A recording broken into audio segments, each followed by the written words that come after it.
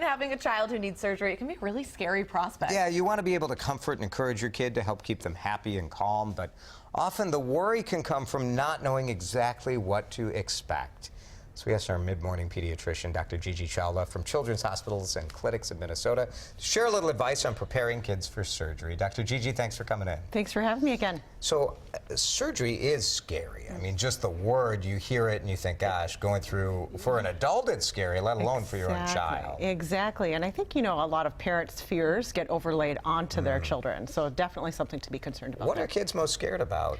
Well, kids are most scared about what their parents are most fearful of. So, most parents are fearful of things like anesthesia, when the risk of anesthesia is having a significant problem with anesthesia is probably 1 in a million. And the risk of, for example, being struck by lightning is 1 in 700,000. So, I mean, the risk of anesthesia is honestly, it's the safest thing that we do in medicine.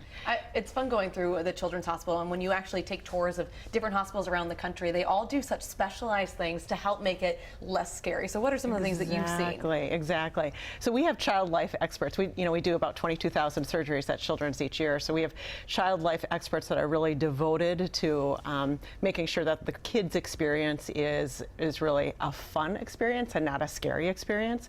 For example, little toddlers, really, they're most fearful of something that's completely new, like coming into an environment where people are wearing different clothing and smell differently, and the sounds are different. And so really trying to find a way for them to normalize that and to have a little game about it. Child age or like school age kids, they're most fearful of something's going to be cut or open, and so then making it really a fun experience around, well, how do things get opened, and then how do things get closed? And then teenagers can be most fearful of being exposed or being naked or any of those types of things, and so finding ways to really make that an experience for them where they feel secure and comfortable is something that we really focus on also. What is the most important thing a parent should do or say before you go to the hospital? Right. So the most important thing is having a preoperative clearance with your pediatrician or clinician, where you get all of your questions answered, and really, thinking back to what are their greatest fears, not just about the procedure or all of that, but if they can feel more relaxed about having surgery, they will make their child more relaxed. Do you do that with the kid in the room with you? Yeah, sometimes. Some of those questions are pretty easy to get to ahead of time, like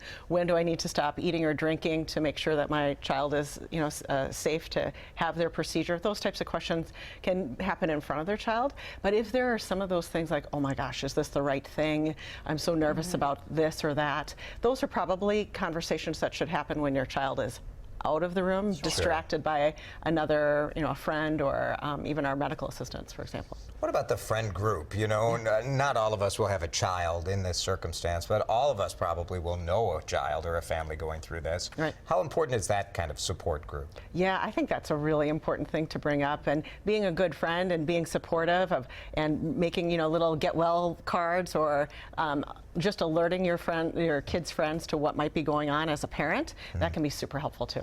It feels like it's more than just saying, it's going to be okay. I feel like as a parent, you feel like that's what you want to say. Exactly. And that's not enough, really. That isn't enough, no. In fact, what you really want to do is walk them through the process of the things that they can expect in terms and in language that makes sense and is appropriate for them.